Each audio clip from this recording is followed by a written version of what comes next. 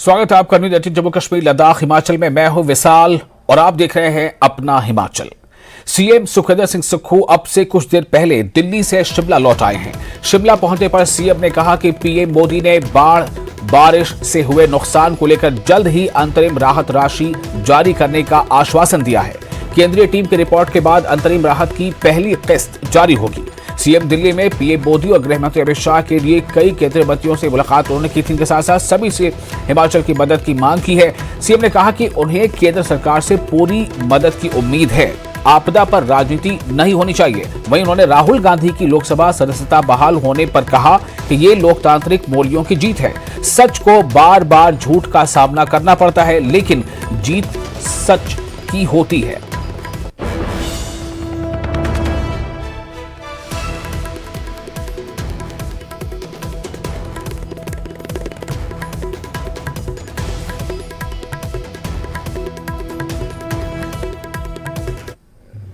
प्रधानमंत्री जी से भी मिला, गृह मंत्री जी से भी मिला, रक्षा मंत्री जी से भी मिला, वित्त मंत्री जी से भी मिला और भारतीय जनता पार्टी के जो राष्ट्रीय अध्यक्ष है जगत प्रकाश नड्डा जी से भी मिला।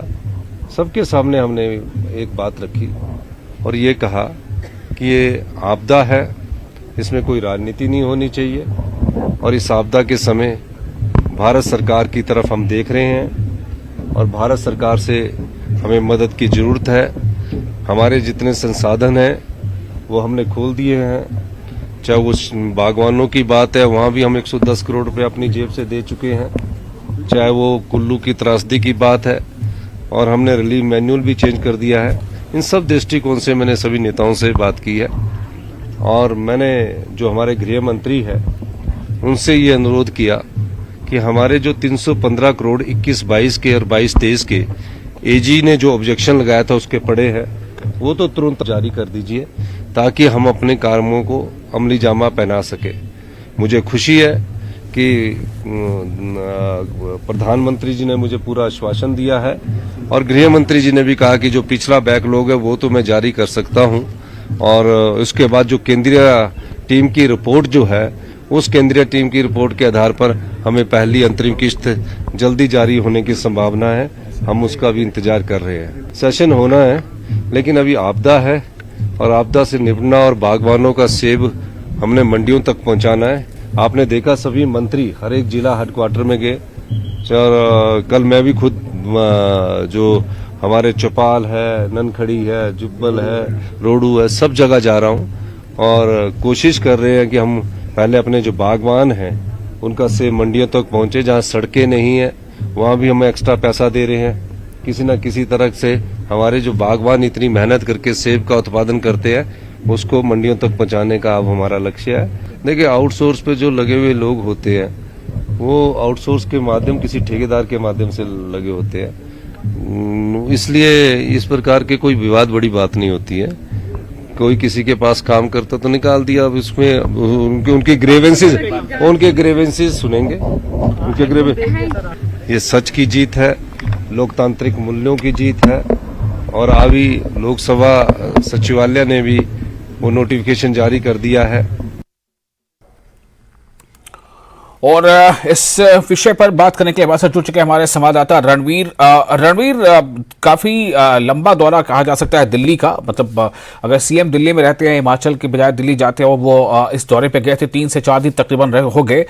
तो जो कुछ सीएम ने कहा है, क्या ये लग रहा है कि बहुत जल्द केंद्र से जो मदद आनी चाहिए इस आपदा से निपटने के लिए वो आने वाली है मदद? जी देखिए, अभी जिस तरह से मुख्यमंत्री ने बताया है कि वो जो केंद्रीय मंत्रियों से उन्होंने मुलाकात की है, प्रधानमंत्री से मुलाकात की है, तो जो व्यक्तिगत तौर पर उनकी जो बात पीएम मोदी से हुई है तो पीएम की तरफ से ये आश्वासन जो है दिया गया है कि जितनी ज्यादा मदद हो सकती है हिमाचल की वो की जाएगी। बड़ी बात उन्होंने ये कही कि देखिए केंद्र सरकार के पास एक आधार चाहिए कि किस आधार पर ये जो है जो राहत राशि है हिमाचल को दी जाएगी। केंद्र सरकार की एक टीम जो है यहाँ पर नुकसान का आंकलन करने पहुंची थी, वो उसका आंकलन किया गया है। तो मुख्यमंत्री ने ये बताया कि उस कमेटी की रिपोर्ट के आधार पर यह तय होगा कि हिमाचल को कितनी राशि की दरकार है। और जो केंद्रीय मंत्री नितिन गडकरी भी यहाँ पर पहुंचे थे, उनकी तरफ से भी कुछ घोषणाएं यहाँ पर की गई हैं। तो यहाँ पर मुख्यमंत्री ने ये भी कहा, तो इशारों में जो यहाँ पर भाजपा की तरफ से सवाल उठाए जा रहे हैं, जो यहाँ पर विपक्ष में, तो मुख्यमंत्री ने ये कहा है कि दिल्ली में जब नेताओं से भी वो बात कर रहे थे तो इसी मुद्दे पर भी चर्चा हुई कि कुछ लोग जो है इस मुद्दे पर आपदा की इस घड़ी में राजनीति कर रहे हैं, ये राजनीति होनी नहीं चाहिए। अब उम्मीद यही की जा रही है कि शायद जल्द ये राशि हिमाचल को मिलेगी। कितनी राशि मिलेगी ये अभी कहा नहीं जा सकता है। और मुख्यमंत्री ने ये भी कहा कि पीएम को इसके बारे में जानकारी दी गई है, जितने हिमाचल के अपने संसाधन है, जितना बजट हिमाचल का है, वो अपने उससे जो है पैसे अपने हिमाचल के बजट से जो है पैसा खर्चा जा रहा है, लेकिन जो नुकसान हुआ है उसकी भरपाई करना और उसमें जितना धन लगना है वो राज्य सरकार के लिए थोड़ी टेढ़ी खीर है, इसलिए ये मदद यहाँ पर मांगी जा रही है। और इसी के साथ जुड़ा हुआ ये सवाल था कि कांग्रेस के एक विधायक है, पूर्व मंत्री रहे सुधीर शर्मा, उनकी तरफ से कहा गया था कि आपदा को देखते हुए जल्द जो है एक मानसून सेशन बुलाया जाना चाहिए, विशेष जो है मानसून सेशन बुलाया जाना चाहिए। तो मुख्यमंत्री ने यहाँ पर कहा है सुझाव अच्छा है, लेकिन अभी जिस तरह की आपदा हिमाचल में आई है, पूरी सरकारी मशीनरी, सारे ऑफिसर जो है इसी कार्य में जुटे हैं। क्योंकि जब विधानसभा का सेशन शुरू होता है तो आपको जानकारी है ही कि करीब 18 दिन से 1 महीने तक का वक्त देना होता है, उसमें सवाल जवाब लिए जाते हैं, जो संबंधित विभाग होते हैं, जो सभी विभागों को जो है उसकी तैयारी करनी होती है, सूचना एकत्रित करनी होती है। तो इसलिए अभी ये संभव भी नहीं है। तो कुल मिलाकर अभी मुख्यमंत्री ने यह बताया कि दिल्ली दौरे से शायद जो उनका दौरा रहा है उससे जल्द हिमाचल को राहत मिलने की उम्मीद है। जी रविंद्र, एक सवाल यहाँ पर यह करना चाहूंगा कि एक तरफ तो जो विपक्ष में नेता है जयराम ठाकुर, विपक्ष के हैं, तो वो लगातार उन्होंने ये बातें कही हैं कि केंद्र से मदद आ रही है, आई है, और इसका मतलब इसका जिक्र करना चाहिए। वहीं दूसरी तरफ सीएम सुक्खू साहब ये कहते रहे हैं कि ये जो रूटीन वाइज हर साल जो आया करता था उसकी ही ये किस्त आई है, इस बार जो आपदा ज्यादा जो है उसको लेकर कोई मदद नहीं आई है। तो ये बैकलॉग और ये मतलब आपदा के नाम पर इस बार फ्रेश कोई जो आवंटन, इसका क्या मामला है, थोड़ा बताएं। देखिए, जाहिर सी बात है कि सियासत इसमें होनी ही थी, क्योंकि राजनीति से जुड़ा हुआ व्यक्ति अगर कोई बात कहता है तो उसमें राजनीतिक मंशा जरूर रहती है। तो कोशिश यहाँ पर ये की जा रही है कि क्योंकि केंद्र में भाजपा की सरकार है, नेता प्रतिपक्ष की तरफ से ये कहा जा रहा है कि जितनी मदद भारत सरकार की तरफ से हिमाचल को मिलनी चाहिए थी वो मिली है और उसकी शुरुआत भी हुई है। लेकिन यहाँ पर यह भी नहीं भूलना चाहिए कि जयराम ठाकुर ने जब हाल ही में प्रेस कॉन्फ्रेंस की थी तो उन्होंने कहा था कि 364 करोड़ की राशि जो है अब तक राज्य सरकार को मिल चुकी है इसी आपदा के तहत। और जबकि मुख्यमंत्री ये कह रहे हैं कि 8,000 करोड़ से ज्यादा का नुकसान हुआ है। जो आंकलन अभी किया गया है वो 6600 करोड़ के आसपास है, यानी 600 करोड़ से ज्यादा का नुकसान हुआ। तो ऐसे में जाहिर सी बात है कि अगर ये तथ्य निकल कर आता है, नेता प्रतिपक्ष ये कहते हैं, तो 364 करोड़ जो है 400 करोड़ भी 500 करोड़ भी थोड़ी कम राशि जो है इस नुकसान के मुकाबले में मिली है। तो जाहिर सी बात है कि यहाँ पर राजनीति होनी ही थी। लेकिन यहाँ पर यह भी देखना होगा कि केंद्र के पास भी एक आधार होना चाहिए। ऐसे नहीं होता कि आप यहाँ से कह दीजिए, डिमांड कर दीजिए कि नुकसान हमारा इतना ज्यादा है तो राशि मिलनी चाहिए। इसीलिए केंद्रीय कमेटी की टीम आई थी। हर साल ये होता है। वैसे तो ये होता था कि जो मानसून सीजन में जो नुकसान होता है, जो केंद्रीय टीम थी वो सितंबर के महीने में आती थी। 15 सितंबर तक वो आंकलन करती थी, फिर वो राशि जो है दिसंबर में जारी होती थी। लेकिन इस बार वो राशि एडवांस राज्य सरकार को दी गई, क्योंकि आपदा किस तरह की यहाँ पर आई है। तो अब उम्मीद यही है कि जो रिकमेंडेशन कमेटी की होगी उसके हिसाब से बिल्कुल। चलिए, बहुत शुक्रिया आपका रणवीर तमाम जानकारी के लिए। तो ये है कुल इस दौरे का हासिल जो सीएम सुक्खू दिल्ली में प्रधानमंत्री और कई केंद्रीय मंत्रियों से मिलकर आए हैं। उन्होंने आशा जताई है कि बहुत जल्द, जैसा कि प्रधानमंत्री ने आश्वासन दिया है कि बहुत जल्द जो है उन्हें मदद की राशि केंद्र से मिलेगी। और आगे बढ़ते वहीं नेता प्रतिपक्ष जयराम ठाकुर ने नौकरी और रोजगार के वादे को लेकर एक बार फिर सुक्खू सरकार पर हमला बोला है। जयराम ठाकुर ने कहा है कि सरकार 7 महीने में 7 नौकरियां भी नहीं दे पाई है, जबकि वादा हर साल 1 लाख रोजगार देने का किया गया था।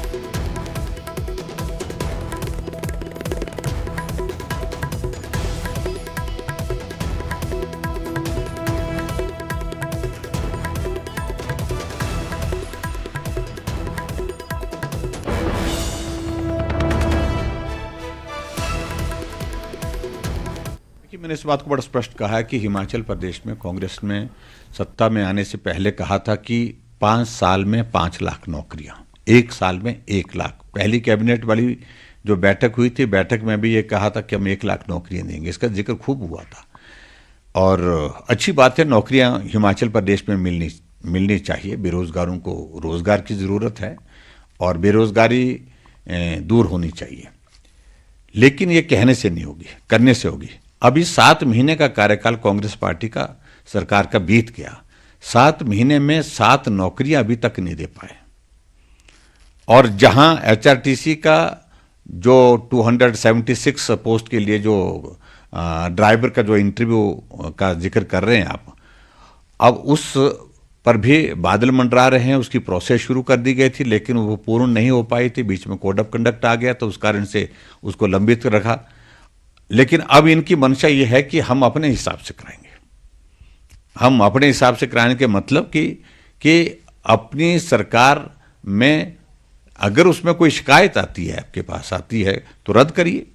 लेकिन जब शिकायत ही नहीं, तो रद्द करने की वजह क्या है? उस प्रोसेस को उसमें आगे बढ़कर के पूरा करना चाहिए ताकि जल्दी प्रक्रिया पूर्ण हो सके। लेकिन इसके पीछे मंशा यह है कि कांग्रेस की सरकार बनी है, तो कांग्रेस की सरकार के दौरान ये चोर दरवाजे से कुछ ऐसे रास्ते निकालने की कोशिश करेंगे ताकि वहां पर ड्राइवर अपने हिसाब से लगा सकें। ये एक पूरे हिमाचल प्रदेश में हम देख रहे हैं। आप अगर रोजगार की अगर बात कहें, इन 7 महीने के कार्यकाल में हिमाचल प्रदेश में लगभग 10,000 आउटसोर्स कर्मचारियों को निकाल करके घर भेज दिया गया। और हमारे साथ जुड़ चुके हमारे संवाददाता राजेंद्र। जयराम ठाकुर जो है वो हमलावर हैं सीएम पर, जाहिर है वो सवाल उठा रहे हैं कि नौकरियों का क्या हुआ, और ये जो सवाल उठा रहे हैं कि 276 ड्राइवरों की भर्ती प्रक्रिया को आधार में क्यों लटका कर रखा गया है, ये क्या मामला है राजेंद्र? बिल्कुल, पूर्व सरकार के समय ये भर्तियां निकाली गई थी और फिर क्योंकि उसके बाद इलेक्शंस हुए और अब आचार संहिता आ गई, तो वर्तमान सरकार के समय इनकी प्रोसेस शुरू हुई और फिर नगर निगम शिमला के चुनाव आ गए थे। इसमें पहला टेस्ट जो ड्राइवर्स का होता है एचआरटीसी में, वो पहला टेस्ट हो चुका है। इसके बाद अब इनका दूसरा ड्राइविंग टेस्ट होना है जो स्किल टेस्ट होता है, और उसके बाद फिर इनका एग्ज़ाम होता है और रिजल्ट निकलते हैं। लेकिन पहले टेस्ट में जो अभ्यर्थी पास हो चुके हैं उनका दूसरा टेस्ट कंडक्ट नहीं किया गया है। हालांकि दूसरे टेस्ट के लिए पहले कॉल लेटर दे दिए गए थे और सभी अभ्यर्थियों को बारी बारी से सरकाघाट में जो ड्राइविंग स्कूल, आधुनिक ड्राइविंग स्कूल बनाया गया है, वहां पर पपरोला में, वहां पर ये टेस्ट होना था और उसके लिए सभी को कॉल लेटर भी भेज दिए गए थे। लेकिन तब से लेकर अब तक ये पूरी भर्ती अब लटक चुकी है एक तरह से। ना तो सरकार ये स्पष्ट कर रही है कि अब इसमें देरी क्यों की जा रही है, क्या कोई किसी प्रकार की धांधली हुई है, कोई शिकायत है, क्योंकि स्किल टेस्ट है, केवल ड्राइविंग टेस्ट वहां पर हुआ है, तो ऐसे में गुंजाइश बहुत कम बचती है धांधली की। लेकिन सरकार, नेता प्रतिपक्ष पूछ रहे हैं कि सरकार ये बताए कि क्या कहीं कोई धांधली हुई है, तब तो माना जा सकता है कि ये ड्राइविंग टेस्ट को आप डिले कर रहे हैं, लेट कर रहे हैं। लेकिन कोई धांधली की बात भी सरकार नहीं कर रही है और दूसरा जो मेन टेस्ट होना है वो भी कंडक्ट नहीं किया जा रहा है। तो ऐसे में मंशा के ऊपर उन्होंने सवाल उठाए हैं कि सरकार की मंशा इस पूरे मामले पर ठीक नहीं है और सरकार अब अपने तरीके से ये भर्तियां करनी चाह रही है। लेकिन दूसरी तरफ उन्होंने ये भी सवाल उठाया कि कांग्रेस सरकार सत्ता में आई थी कि हर साल 1 लाख रोजगार देंगे और 5 लाख लोगों को, युवाओं को रोजगार दिया जाएगा इस पूरे कार्यकाल में। लेकिन 7 महीने का समय हो चुका है, लगभग 8वें महीने का भी समय हम पूरा समझ सकते हैं, अभी तक सरकार की तरफ से 7 लोगों को भी रोजगार नहीं दिया गया है। दूसरी बात उन्होंने एक और उठाई कि जिस प्रकार राजेंद्र, मैं आपको शुक्रिया कहना चाहूंगा। कुछ और अहम खबरें हैं, उसकी तरफ रुख करना है। शुक्रिया आपका। अब देखते हैं कि इस आरोप प्रत्यारोप का क्या होता है आगे। एक और अहम खबर, मीडिया में विदेशी फंडिंग पर बवाल मचा हुआ है। मीडिया में विदेशी फंडिंग पर बवाल मचा हुआ है। बीजेपी विदेशी फंडिंग के विरोध में उतर आई है, जिस पर केंद्रीय मंत्री अनुराग ठाकुर ने कांग्रेस पर बड़ा हमला बोला। उन्होंने कहा है कि चाइनीज फंड से देश विरोधी मुहिम चलाई जा रही है और उस देश विरोधी मुहिम में कांग्रेस भी शामिल है। कम्युनिस्ट पार्टी बैक्ड भी जो पैसे उनको अलग अलग रूट से आए हैं, न्यूज क्लिक को या बाकी ऐसी कंपनियों को, जो पेड मीडिया हाउसेज जो झूठा नैरेटिव खड़ा करती हैं और झूठी खबर फैलाने में ये शातिर हैं। ये तो इतने शातिर हैं कि एक टेररिस्ट को भी एक एक्टिविस्ट बना देते हैं। ये टेररिस्ट को भी एक्टिविस्ट बना देते हैं। और ये न्यूज क्लिक जो चलाई जाती किसी और के द्वारा नहीं, पुरकास्था द्वारा चलाई जाती है, जो PPK news click studio private limited है। इसको पैसा भी किस किस से प्राप्त हुआ, वो अगर आप मनी ट्रेल भी देखेंगे जो सामने नजर आता है, तो स्पष्ट तौर पे दिखता है कि ये जो नेविल रॉय सिंघम है, इन्होंने ही यहां पर 27 करोड़ 51 लाख रुपया न्यूज क्लिक में दिया, जो आगे जाकर इसमें से गौतम नवलखा को भी 20,53,000 रुपये गए हैं। और एक बप्पादित्य सिन्हा जो आईटी सेल मेंबर है कम्युनिस्ट पार्टी ऑफ इंडिया के, 82 लाख रुपया उनको भी गया है। तो कम्युनिस्ट भी कैसे कांग्रेस से पीछे रहेंगे, सब ने कहीं ना कहीं से कुछ ना कुछ लिया है। तो न्यूज क्लिक के पीछे खेल कम्युनिस्ट पार्टी ऑफ चाइना और कांग्रेस पार्टी जो हमारी हिंदुस्तान की है, उनका सबका ये खेल इसमें दिखता है कि कैसे भारत विरोधी एजेंडा चलाना है और कैसे एक के बाद दूसरा पैसा इनको दिया गया। और बहुत सारे सीनियर जर्नलिस्ट को इसमें से पैसा गया, मैं उसके नाम लेने में नहीं जाऊंगा, वो इतने बड़े भी नहीं जिनको इतना बड़ा बना दिया गया है। लेकिन इतना जरूर कहूंगा, ये शुरू तो की गई थी चाइना का नैरेटिव खड़ा करने के लिए दुनिया भर के कॉन्टिनेंट्स में, लेकिन किस तरह से कांग्रेस पार्टी ने इसको साथ में ले लिया भारत विरोधी एजेंडा चलाने के लिए। क्या कांग्रेस इतनी गिर गई है और कुछ दल इनके समर्थन में न्यूज क्लिक के इतना गिर गए थे कि वो सत्ता पाने के लिए इतना गिर जाएंगे कि न्यूज क्लिक के समर्थन में आके पूरी कांग्रेस पार्टी खड़ी हो गई थी, इनके साथी खड़े हो गए थे, एक घमंडिया गठबंधन के लोग इसका एक हिस्सा बने रहे। और केवल यही नहीं, मैं श्रीमान अरविंद केजरीवाल जी कैसे पीछे रहते, आखिरकार वो तो चल के ही एनजीओ चलाकर आए थे, वो तो बात करते थे भ्रष्टाचार के खिलाफ वाली, आज उनकी पूरी पार्टी भ्रष्टाचार में घिरी हुई है, डूबी हुई है, मंत्री जेल। और फिलहाल एक छोटा सा ब्रेक लेते हैं, जल्द हाजिर होंगे।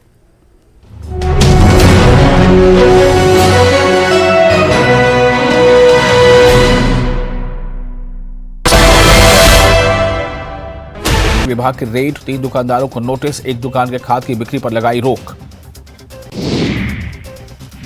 सूरजपुर में नवोदय विद्यालय बसदेई में 88 छात्र मिले आई फ्लू से संक्रमित, स्कूल में कैंप लगाकर किया गया इलाज। स्वास्थ्य विभाग स्कूलों छात्रावासों में लगा रहा है हेल्थ कैंप।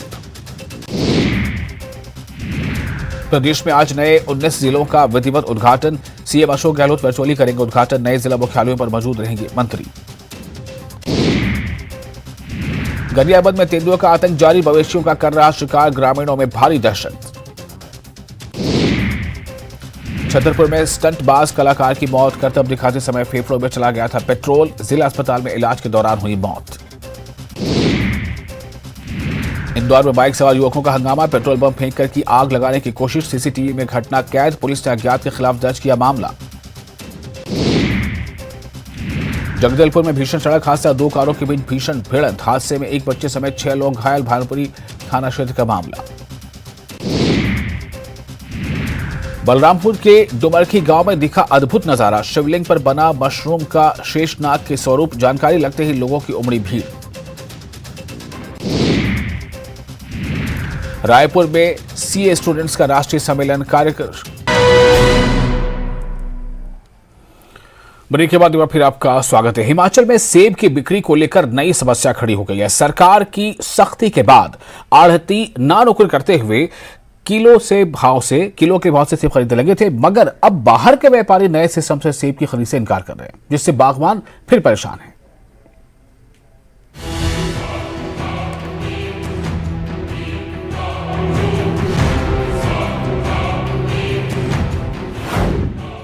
सेब की बिक्री पर नए संकट की शुरुआत। बागवान और आढ़तियों से आगे बढ़ा विवाद।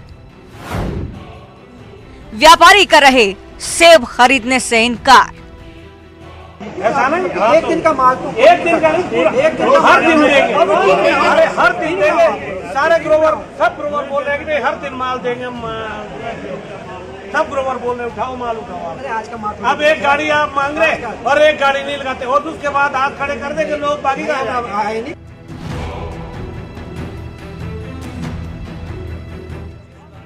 बागवान और आढ़तियों के बीच विवाद की तस्वीर सोलन सेब मंडी की है। बागवान सेब बेचने आए हैं, लेकिन आढ़ती खुद को सेब से खरीदने से असमर्थ बता रहे हैं। उनका कहना है कि किलो के भाव पर बिना किसी कट के हम तो सेब खरीद रहे हैं, लेकिन दूसरे राज्यों के जो व्यापारी यहाँ आकर हमसे सेब खरीदते हैं, अब वही अपना नुकसान बताते हुए सेब नहीं खरीद रहे। तो हम सेब खरीद कर क्या करेंगे? अब देखो हमारे पास तो कोई खरीदार है नहीं फिलहाल, अब हम क्या बोल सकते हैं। अभी एचपीएमसी सरकार का उसमें एचपीएमसी माल खरीद सकते हैं, उनको खरीदना चाहिए, क्योंकि वो अपने लेवल पे उन्होंने कहा कि हम स्टोर भी कर सकते हैं, क्या हम अपने हिसाब से ट्रेडिंग करेंगे, तो उनको करना चाहिए, किसानों के लिए स्टेप लेना चाहिए। अब हम तो खरीदारों के ऊपर डिपेंड है, क्योंकि उनको माल जब वो खरीदेंगे तो हम आगे बेचेंगे। तो मतलब आज आढ़तियों द्वारा कोई व्यापार नहीं किया जाएगा, आपको ये कहना है? आढ़ती कहाँ से करेंगे जब खरीदार ही नहीं होगा, तो हम किसको बेचेंगे माल? सेब खरीदने से मना कर रहे व्यापारियों का कहना है कि सड़क खराब होने से उन्हें पहले से ही ट्रांसपोर्टेशन पर ज्यादा खर्च करना पड़ रहा है।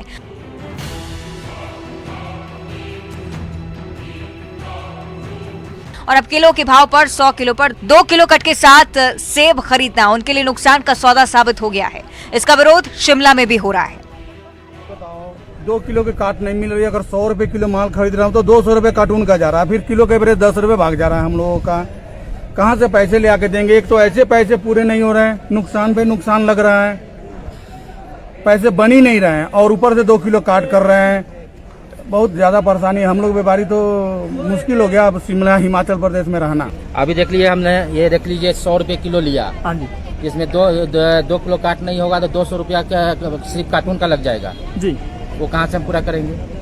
तो क्या मांग करते हैं सरकार से? सरकार से यही मांग है, जैसे आपने किलो पर बोला, किलो पर हमने खरीदना शुरू कर दिया जी, लेकिन जो काट है वो तो काट तो होना चाहिए, कार्टून का पैसा तो हम नहीं देंगे जी।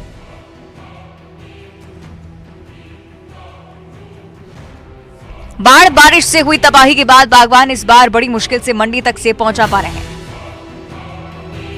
लेकिन पहले आढ़ती किलो के भाव से सेब नहीं खरीदने पर अड़े रहे और अब व्यापारियों की मांग नई परेशानी बन गई है। सोलन से कीर्ति कौशल के साथ कपिल ठाकुर, न्यूज़ 18 शिमला। और इसके साथ ही इस बुलेटिन में फिलहाल इतना ही, लेकिन न्यूज़ 18 जे के इस पर लगातार बड़ी और अहम खबरों का सिलसिला जारी रहेगा।